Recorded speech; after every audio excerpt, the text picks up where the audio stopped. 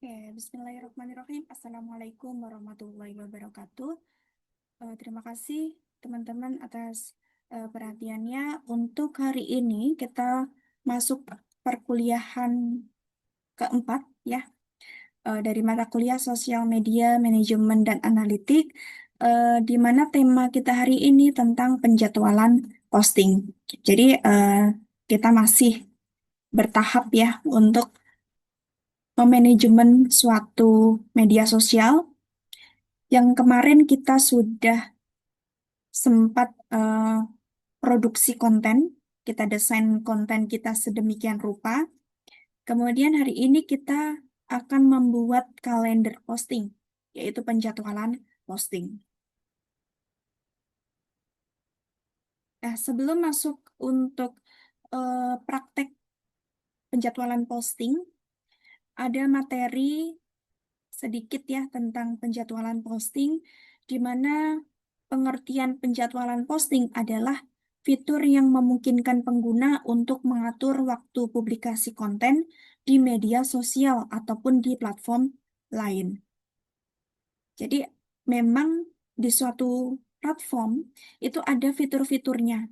Sudah disediakan fitur-fitur untuk penjadwalan posting, untuk mengatur waktu mau publikasi itu kapan saja. Jadi sudah diatur nanti. Kita bisa mengatur sendiri eh, untuk konten A, B, C, dan lain-lain itu kapan mau diupload, di jam berapa, hari apa, kemudian nanti eh, deskripsinya apa atau captionnya apa itu sudah bisa diatur. Jadi tidak setiap hari kita harus online ya, atau kita harus standby di media sosial, itu tidak, karena tadi kita bisa manfaatkan fitur penjadwalan posting. Contohnya eh, ada di Facebook, itu bisa kita setting di fiturnya dan nanti bisa langsung otomatis kesambung dengan Instagram. Jadi kita tidak perlu upload dua kali ya di Instagram dan juga di Facebook, tetapi satu kali upload pun sudah langsung tersambung. Kemudian untuk tujuan dari penjadwalan posting yaitu untuk membantu menjaga konsistensi postingan, menghemat waktu, dan memungkinkan perencanaan konten yang lebih strategis. Jadi untuk menjaga konsistensi agar kita tidak capek untuk setiap hari harus on sosial media ya. Tetapi kita cukup meluangkan waktu mungkin 1 minggu sekali untuk memanage sosial media, sehingga dalam waktu 1 minggu nanti otomatis akan terposting semua konten-konten kita. Kemudian menghemat waktu. Jadi yang harusnya kita harus online setiap hari, kita harus menyediakan waktu untuk posting, tetapi dengan adanya fitur penjadwalan posting, kita cukup meluangkan waktu 1 minggu sekali. Kemudian memungkinkan perencanaan konten yang lebih strategis. Dengan adanya fitur penjadwalan posting, nantinya kita juga lebih mudah untuk merencanakan konten. Konten di hari A, di hari Senin, Selasa, Rabu, hingga Minggu nanti kita rencanakan yang lebih efektif, lebih efisien seperti apa. Kemudian untuk jadwal posting dan frekuensi, ini merujuk pada kapan dan seberapa sering mengunggah konten di platform media sosial. Komponen ini penting karena mempengaruhi keterlibatan audiens, visibilitas, dan juga kesuksesan kampanye. Jadi intinya frekuensi itu terkait dengan eh, kapan, harinya kapan, jam berapa, dan juga berapa kali posting. Kemudian manfaat dari penjadwalan posting, yang pertama efisiensi waktu. Jadi kita bisa memanfaatkan fitur ini untuk mempersiapkan konten jauh-jauh hari. dan bisa dipublikasikan secara otomatis tanpa harus online setiap hari. Kemudian konsistensi, membantu meningkatkan keterlibatan dan loyalitas audiens. Kemudian perencanaan strategis, kita bisa merencanakan konten yang selaras dengan strategi pemasaran dan memastikan tidak ada konten yang terlewat. Jadi kalau bayangkan saja ya, kita sebagai konten kreator, kita sudah merencanakan ada 7 konten untuk 7 hari. Ternyata kita lupa tidak posting untuk konten B. Dari konten A sudah kita posting. Ternyata konten B tidak terposting atau lupa. Kemudian tiba-tiba kita posting konten C, D, E sampai F. Dan di konten B itu padahal ada kelanjutannya harusnya. Sehingga nanti jadi tidak selaras. Sehingga ini termasuk salah satu manfaat penjadwalan posting supaya ada perencanaan strategis. Kemudian yang selanjutnya ada fleksibilitas. Jadi kita bisa menyesuaikan jadwal posting dengan perubahan tren. Ataupun ketika ada konten yang secara mendadak perlu untuk diposting, itu kita bisa eh, lebih fleksibel tanpa mengganggu rencana yang sudah ada. Kemudian ada kolaborasi tim. Kalender konten yang terorganisir itu memudahkan kolaborasi tim dalam merencanakan dan publikasi konten. Jadi misalnya yang bikin konten itu eh, tim produksi, sedangkan yang memposting konten adalah tim sosial media. Nah, itu kan tim yang berbeda. Sehingga kalau dengan adanya penjadwalan posting, ada kolaborasi, ada hal yang bisa diorganisir, jadi tidak terlewat. Tim produksi sudah memproduksi konten A, ternyata tim publikasi, tim sosial media lupa. Nah, itu sebagai manfaat dari penjadwalan posting untuk menghindari hal-hal tersebut. Kemudian faktor yang mempengaruhi jadwal posting, yang pertama jenis konten. Konten dalam bentuk artikel, gambar, video, itu juga mempengaruhi frekuensi postingan. Misalnya untuk video itu memerlukan lebih banyak waktu untuk produksi, sehingga frekuensi postingnya dikurangi misalnya. Kemudian untuk audiens, kita juga harus perhatikan kapan audiens aktif, karena setiap hari itu berbeda-beda. Apalagi di jam kerja dengan di weekend. Weekday dengan weekend itu audiensnya berbeda.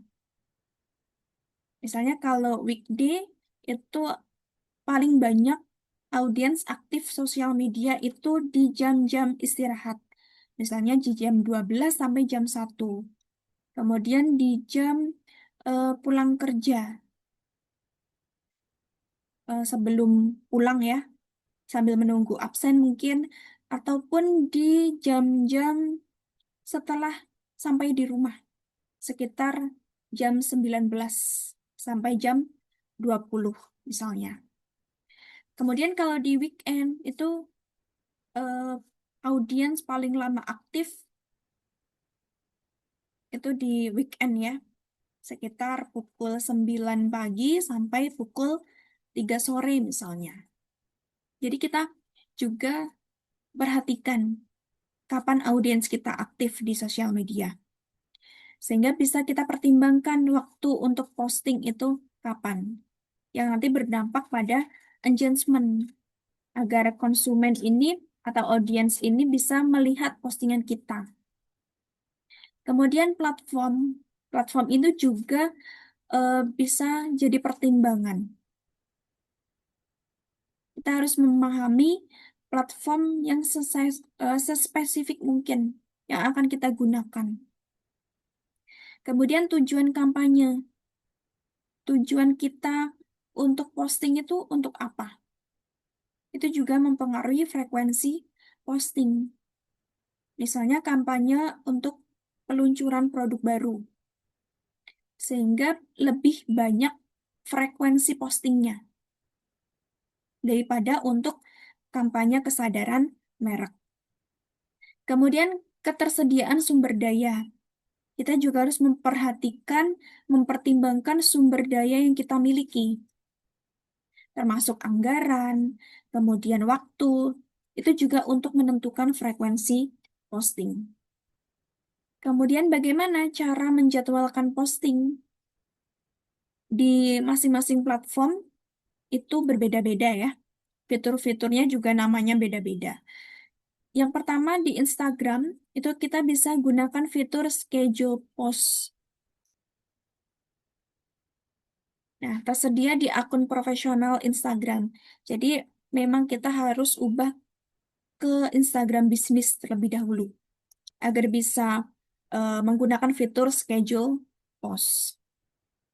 Kemudian alat yang bisa digunakan ada Adobe Express atau Hotsuite untuk membuat kalender posting ya. Nanti ya saya beri tampilan contoh kalendernya. Kemudian Facebook itu bisa gunakan fitur jadwalkan yang tersedia saat membuat postingan di desktop atau melalui alat penjadwalan pihak ketiga. Pihak ketiganya siapa? Ya ini tadi bisa kita gunakan Adobe Express, Hotsuite, ataupun menggunakan Spread juga boleh. Kemudian LinkedIn bisa kita gunakan fitur posting terjadwal. Kemudian ada juga di blog itu kita gunakan fitur jadwalkan, ada di dashboard WordPress. Kemudian untuk alat penjadwalan pihak ketiga bisa kita gunakan Hotsuite, Buffer, Sprout Sosial, dan ada di fitur-fitur platform media sosial yang saya sampaikan tadi. Kemudian eh, ini sudah tips untuk membuat jadwal posting. Kita harus rencanakan dulu kontennya. Kita buat kalender konten untuk membantu merencanakan dan mengatur jadwal postingan. Jadi konten kita itu apa? Untuk kampanye kah? Untuk untuk menghibur dan lain sebagainya. Kemudian analisis waktu terbaik. Nah, kita bisa eh, mengetahui, kita harus tahu nih kapan audiens kita paling aktif di jam berapa. Itu juga nanti untuk mengatur jadwal postingan kita. Kemudian pantau kinerja. Perhatikan kinerja postingan kita dan sesuaikan dengan strategi penjadwalan yang diperlukan. Selanjutnya, langkah membuat kalender konten yang efektif. Yang pertama, kita tentukan dulu tujuannya. Tujuan kita membuat konten itu untuk apa? Apakah untuk menarik lead, mengarahkan pengunjung ke website, meningkatkan visibilitas, atau untuk memperbanyak followers di media sosial? Selanjutnya, kita bisa bikin template kalender. Nah, kita bisa pastikan nih, untuk template bisa kita bagikan ke seluruh anggota tim marketing agar kolaborasi berjalan baik. Jadi, untuk template itu kita usahakan bisa diedit oleh semua tim. Contoh kalender itu tidak harus rumit, bisa kita gunakan Google Sheet misalnya. Kemudian ada 4 elemen kalender konten. Yang pertama editorial, ini berisi daftar konten yang akan diterbitkan. Misalnya satu perusahaan itu punya beberapa platform, punya blog, punya podcast, ataupun punya media sosial. Jenis media sosialnya pun banyak ya. Itu bisa kita nanti bikin daftar-daftarnya. Misalnya untuk konten di blog itu apa, konten di podcast apa, kemudian konten di sosial media apa. Kemudian yang kedua ada platform. Platform di sini bukan platform sosial medianya, tetapi tempat di mana kita mengedit atau menyusun kalender posting, kalender konten ya. Misalnya di Google Calendar atau di Spreadsheet. Kemudian promosi, ini menunjukkan em, akan mempromosikan konten di mana. Jadi ini platform sosial medianya. Contohnya ada media sosial, email, podcast, dan seterusnya. Bisa kita bikin kode warna. Misalnya kalau di sosial media Instagram, warnanya eh, merah misalnya. Kemudian kalau di Facebook, warnanya hijau. Kemudian di blog warnanya biru misalnya. Itu bisa kita beri kode. Kemudian ide ini bisa kita eh, catat ya. Saat kita punya ide, kita catat saja supaya tidak lupa. Meskipun nanti ide kontennya eh, pasti, belum pasti dijadwalkan, tetapi kalau kita punya ide, langsung kita catat saja. Selanjutnya menentukan platform publikasi konten. Nah, di sini kita bisa riset ya untuk mengetahui platform mana yang paling banyak digunakan oleh pelanggan kita, oleh para audiens kita. Dengan informasi ini, kita dapat menentukan jenis konten yang paling sesuai untuk bisnis B2C, bisnis to customer. Jadi untuk bisnis yang langsung dijual ke konsumen. Itu kita bisa gunakan Instagram ataupun TikTok misalnya dengan konten visual. Kemudian jadwalkan proses pembuatan. Kita beri waktu yang khusus ya untuk proses produksi ataupun pembuatan konten. Kemudian eh, kita luangkan waktu khusus untuk menulis, untuk mendesain, untuk mengedit, dan menetapkan tanggal untuk setiap tahapnya. Sehingga dalam pembuatan jadwal posting itu memang butuh waktu yang agak lama. Kemudian menentukan frekuensi unggahan, berapa kali diunggah ya. Kita tentukan seberapa sering konten akan dipublikasikan dan pastikan frekuensinya juga sesuai dengan platform yang dipilih. Dengan catatan jangan berlebihan di sini. Jangan berlebihan karena mengunggah lebih dari 5 konten dalam sehari itu bisa membuat pelanggan jenuh dan enggan berinteraksi karena terkesan spam ya. Jadi eh, jangan lebih dari 5 konten dalam sehari. Kemudian ini contoh template kalender konten dengan tools Google Sheet. Nah, di sini kita tentukan nih tanggalnya.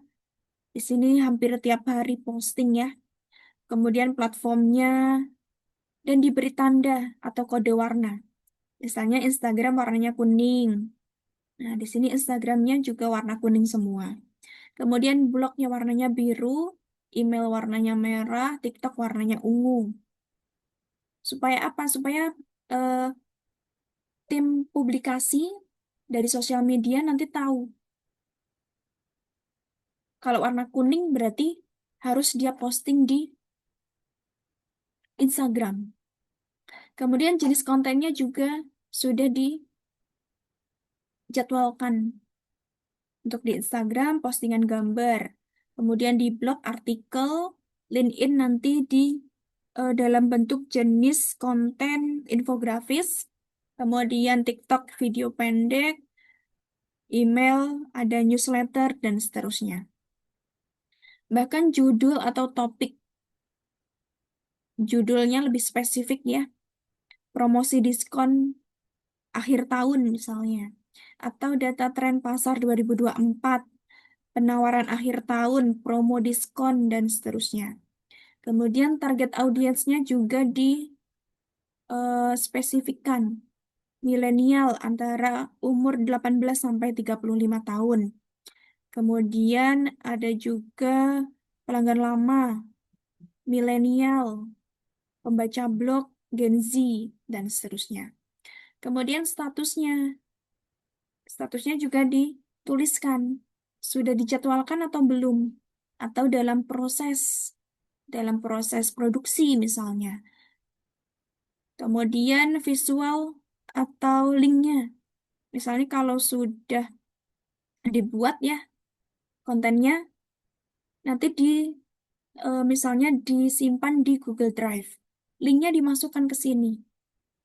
Kemudian CTA atau action, call to action itu semacam ajakan ya, agar audiens mau mengikuti konten kita, eh, memberikan interaksi untuk konten kita. Misalnya kunjungi website untuk info, baca artikel selengkapnya, klaim diskon sekarang, dan seterusnya ya. Masih banyak lagi.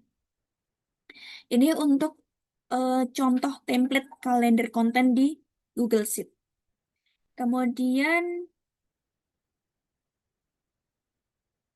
ini untuk lebih detailnya, template kalender konten di blog. Kalau ini tadi kan secara umum ya, kita masih jadikan satu yang ada di platform mana saja itu jadikan satu. Tetapi kalau di tampilan berikutnya ini sudah spesifik khusus di blog. Ada yang khusus di email marketing, sosial media. Kemudian rekomendasi tools aplikasi manajemen konten kalender. Ada Social Bee. Ini kita bisa gunakan untuk membuat kalender konten media sosial dengan sejumlah fitur, yaitu fitur penjadwalan berbasis kategori.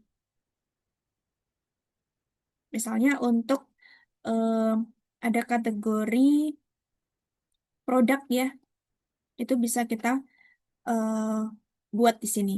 Atau kategori audiens, misalnya ada audiens dari Gen Z, ada dari milenial, itu kan dalam bentuk grup. Nanti silakan bisa dicoba. Kemudian ada AI Copilot untuk merencanakan strategi, menulis posting, dan menjadwalkan otomatis. Kemudian ada manajemen keterlibatan, mengelola komentar dan pesan di satu kontak masuk. Kemudian analitik untuk melaporkan kinerja media sosial. Di sini sudah lengkap ya teman-teman. Bukan cuma untuk menjadwalkan saja, tetapi sampai melaporkan kinerja. Kemudian ada ClickUp, ini menawarkan aplikasi mengelola kalender konten dengan mudah, mengedit tanggal, membuat tugas baru, dan menghapus langsung di tampilan kalender. Fiturnya ada 15 lebih format kalender yang bisa disesuaikan. Ada fitur tugas, komentar, dan kolaborasi tim, otomatisasi dan integrasi dengan Google Drive, kalender, Salesforce, dan lain sebagainya, dan bisa diakses kapan saja, baik online ataupun offline. Kemudian ada Sprout Sosial, ini termasuk tools manajemen media sosial untuk membuat kalender konten, menjadwalkan posting, serta mengoptimalkan keterlibatan sosial. Fiturnya bisa melihat dan mengelola postingan, serta pengumuman melalui pusat atau kalender, melakukan pendengaran sosial dengan tagar, sebutan, dan pencarian, menjadwalkan konten sesuai waktu penerbitan yang sudah ditentukan, dan mengelola konten melalui sistem alur kerja dengan persetujuan. Kemudian ada juga co-schedule, ini untuk mengelola konten editorial juga dalam satu platform. Kita bisa berikan tugas berbagai kalender dengan atasan, kemudian membuat perubahan dengan mudah jika ada perubahan rencana. Fiturnya kita bisa lihat semua pekerjaan kita di berbagai platform dalam satu kalender konten. Kemudian bisa merubah rencana dengan mudah menggunakan fitur seret dan lepas. Kemudian bisa merencanakan, membuat konsep, dan juga mempublikasikan konten serta kampanye media sosial yang terintegrasi. Membagikan kalender pemasaran dan kemajuan dengan pemangku kepentingan menggunakan satu tautan. Nanti silakan disesuaikan dengan kebutuhan teman-teman ya, mau menggunakan tools yang mana. Kemudian yang terakhir ada Sendable, alat kalender sosial media yang fleksibel dan ideal untuk agensi dan pemasar profesional. Di sini kita bisa merancang, menjadwalkan, dan mengelola posting, serta melacak keterlibatan melalui kalender, inbox, dan juga analitik. Fiturnya ada kalender media sosial dengan kode warna, saran konten tiap eh, siap terbit, kemudian kolaborasi dan persetujuan posting, analitik dan laporan kinerja, serta white label untuk portal klien. Nah, ini tadi jenis-jenis tools yang bisa teman-teman gunakan untuk penjadwalan posting ya. Dan yang paling mudah teman-teman bisa gunakan Google Sheet. Oke. Ini misalnya teman-teman eh, kita gunakan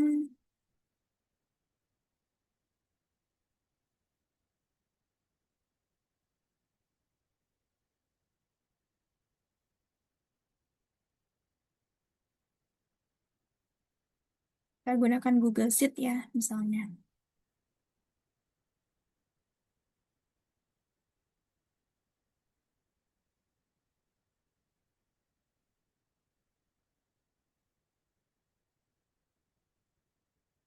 Oke.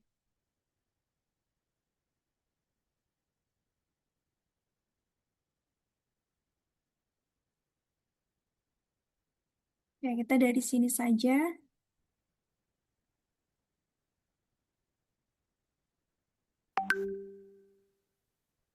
Oke, kita bikin blanknya aja ya.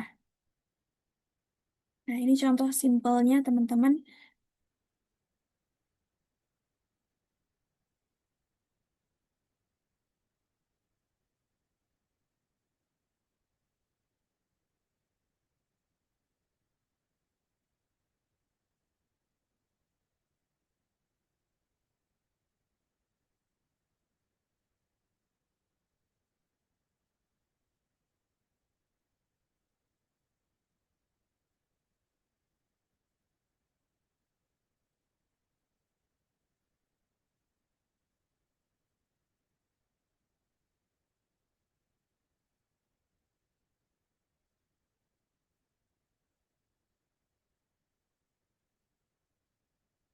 Nah, misalnya kita mau bikin kalender konten untuk 30 hari, selama 30 hari dari toko parfum ya. Ini dari hari Senin, Selasa, Rabu, Kamis, Jumat, Sabtu, Minggu.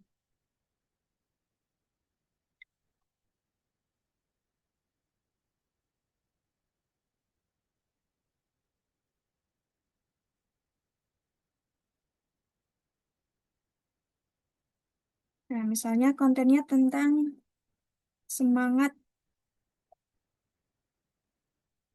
semangat Senin.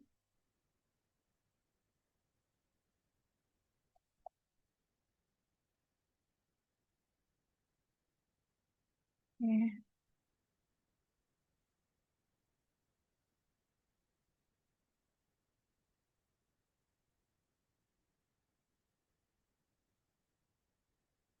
Kemudian yang hari Selasa,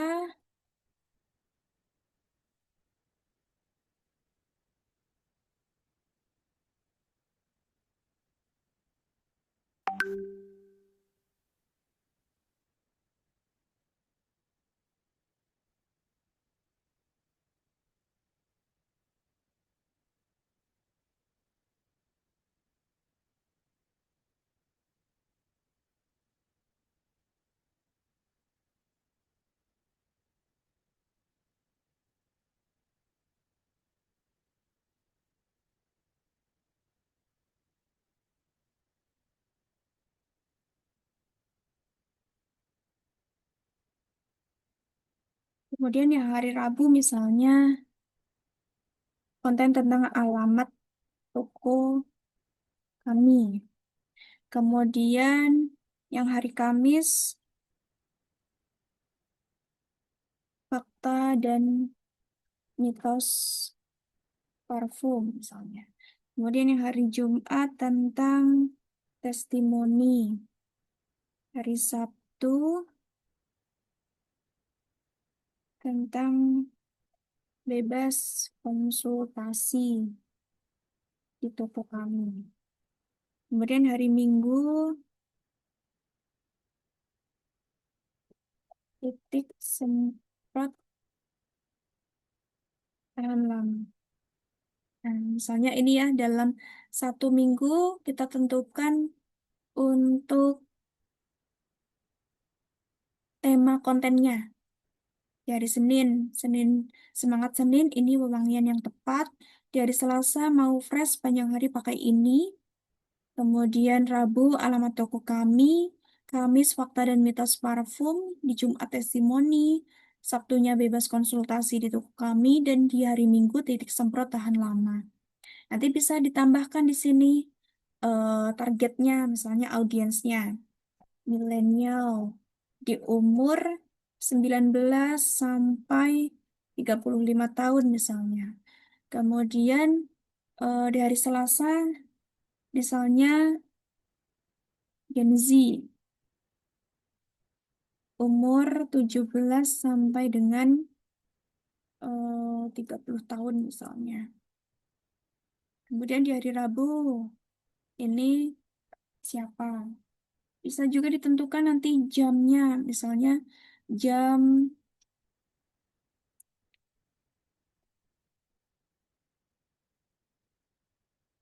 pukul, di hari Senin pukul 12.00. Di hari Selasa pukul 13 misalnya. Di hari Rabu pukul 12. Di hari Kamis pukul 15 misalnya. Jumat pukul 17. Sabtunya di posting di pukul 18. Misalnya kemudian Minggu pukul 9 pagi. Nah, ini misalnya di pukul 7 ya. Oke.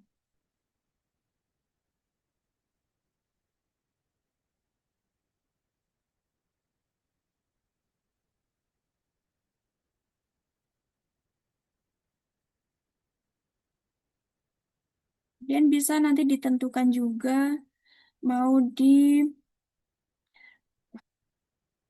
posting di platform mana. Misalnya di Instagram. Kemudian di sini TikTok. Alamat misalnya di blog Fakta Mitos Instagram misalnya. Kemudian testimoni di email marketing misalnya. Bebas konsultasi email marketing. Kemudian di hari Minggu di TikTok. Ini bisa kita buat warnanya juga ya teman-teman. Nah, misalnya yang Instagram ini warnanya merah. Kemudian yang TikTok warnanya kuning. Yang di blog warnanya biru. Instagram tadi warnanya merah ya. Kemudian email marketing ini warnanya hijau. TikTok warnanya kuning. Nah, misalnya seperti ini. Ini contoh sederhana ya untuk membuat kalender posting. Mungkin untuk prakteknya kita hanya sampai di praktek pembuatan penjadwalan posting ya melalui Google Sheet. Mungkin itu saja dari saya yang bisa saya sampaikan terkait materi penjadwalan posting. Untuk selanjutnya ada tugas ya seperti biasa dikerjakan secara berkelompok, yaitu teman-teman silakan bikin penjadwalan posting, bisa menggunakan berbagai macam tools yang saya sampaikan. Yang paling simpel teman-teman bisa gunakan Google Sheet. Mungkin itu saja. Tugasnya dikerjakan selama 1 minggu ke depan ya. Mungkin itu saja dari saya. Kurang lebihnya mohon maaf. Wassalamualaikum warahmatullahi wabarakatuh.